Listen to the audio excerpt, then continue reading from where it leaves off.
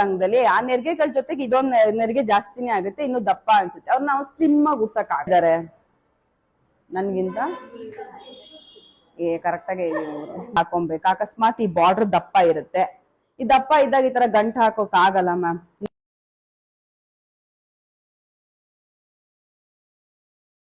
2 3 ಸೀರೆ ಹಿಂಗ್ ತಾನೇ ಹೋಗುತ್ತೆ, ಹಿಂಗ್ ತಗೊಳ್ಳಿ. 3 ಬಂತ,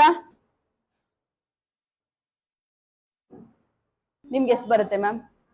2.25 ಬರುತ್ತೆ, 2.25 ಬಂತ. ಅವಾಗ ಏನಾಯ್ತು, ನಾನು ಇದನ್ನ ಹಿಂಗ್ ಪಕ್ಕಕ್ಕೆ ಸರಿಸಿದ್ರು ಹೋಗಲ್ಲ, ಅದು ಐರನಿಂಗ್ ಆಗ್ಬಿಟ್ಟಿರುತ್ತಲ್ಲ. ಸೊ ಐರನಿಂಗ್ ಮಾಡಕ್